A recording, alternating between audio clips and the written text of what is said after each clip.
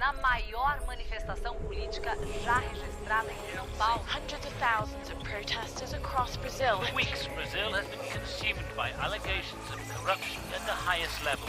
Abertura de processo de impeachment contra a presidente Dilma Rousseff. The leftist leader is being blamed as Operation Car Wash nears her inner circle. Hello, I'm Barbara Serra, and you're at The Listening Post. These are some of the stories we're looking at this week. The pressure ramps up on the streets and in the media against embattled Brazilian President Dilma Rousseff.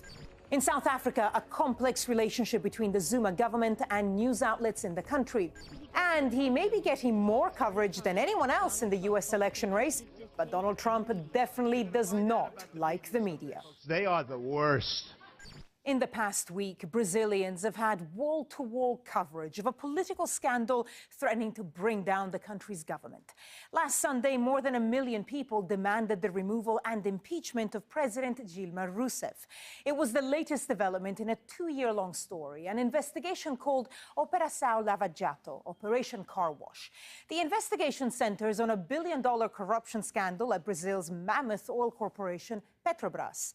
The scandal has touched many of President Rousseff's close associates.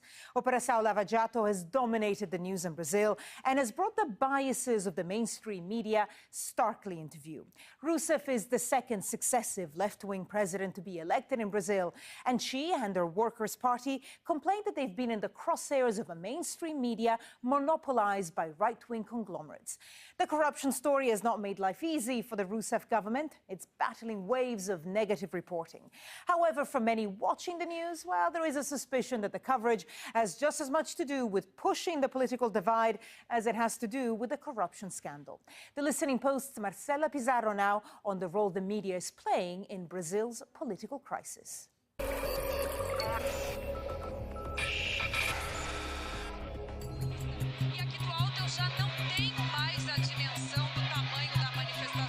On Sunday, the 13th of March, Brazil's largest broadcaster, TV Globo, suspended its regular programming to cover protests across the country.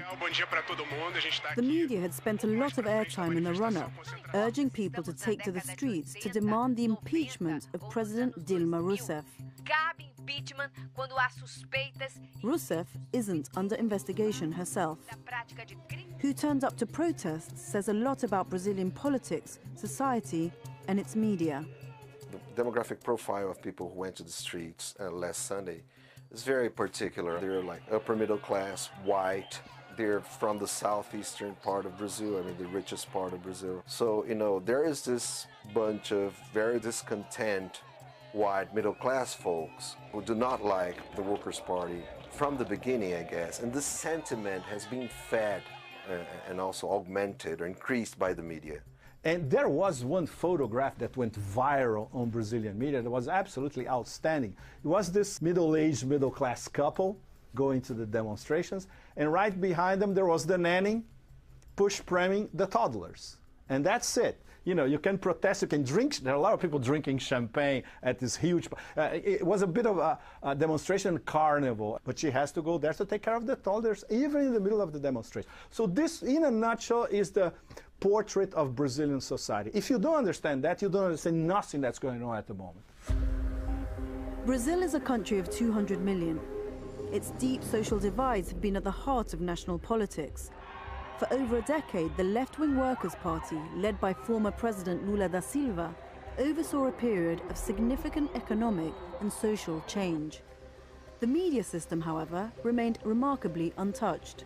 5 families, amongst the richest in Brazil, control 70% of the mainstream media. Grupo Globo, owned by the Marinhos, runs the TV Globo network. The Cevita family owns Grupo Abril. That publishes Brazil's most read news weekly, Veja. Grupo Folha is owned by the Frias family. The Sards own Grupo Bandeirantes, and the Macedos own Grupo Records. All 5 families have been part of the Brazilian establishment, the ruling class, for decades. Neither Lula nor Rousseff pushed for diversity of ownership in the media landscape. The big media houses have remained unmoved. There is a sense that a lot of the media owners have not been capable of living with change, as if they feel too threatened with everything that's happening. Any type of ideology which can be perceived as being more progressive is instantly put down, instantly criticized. What the current political crisis does is intensify people's emotions. The country splits into two very clear groups and the debate becomes insane. This is a very serious problem. The traditional media has started to become a target of the current animosity. Even if you can identify a particular political leaning in one news outlet or another, the other side's viewpoint will never be omitted. This would never happen as it does on social media, because the press is committed to listening to all sides. Corruption is not a news story in Brazil. However, no investigation has been as big as Operation Car Wash. At the center of the scandal is the oil behemoth Petrobras. Its executives are accused of taking bribes and making illicit political donations. President Rousseff was head of the corporation between 2003 and 2010.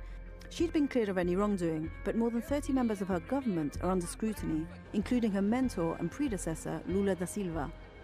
This is a big story, meriting aggressive coverage, but news outlets have been spurred on further by the head of the investigation, the media-savvy judge, Sergio Moro. It would seem as though Moro's media strategy was set out a decade ago, before Operation Car Wash even began. In 2004, he wrote an article about another investigation in Italy called Mani Pulite, or Clean Hands. That campaign's success, wrote Moro, was rooted in how investigators used the media to intoxicate the political atmosphere. In that particular piece, his idea is that the media has to be used, right, or has to work together with the judiciary against the government to discredit the government. So that would be the only way to actually get hold of the corrupt politicians and put them in jail. These investigations are supposedly secret, but they are always leaked, and the media actually accuse many people beforehand, before the investigation is concluded. So these people have their reputations thrown into the garbage. They're tried by the public opinion way before, they have an actual trial. Why are there so many leaks? Well, this is a typically Brazilian way of conducting these things. There is always a back door, a leak. What we do is to produce coverage that is the most accurate, in the sense that we don't prejudge. There is an opinion section in the newspaper that's reserved to showing the newspaper's views, but to us, who work with journalistic coverage, we limit our reporting to the facts. Not everyone agrees with that assessment.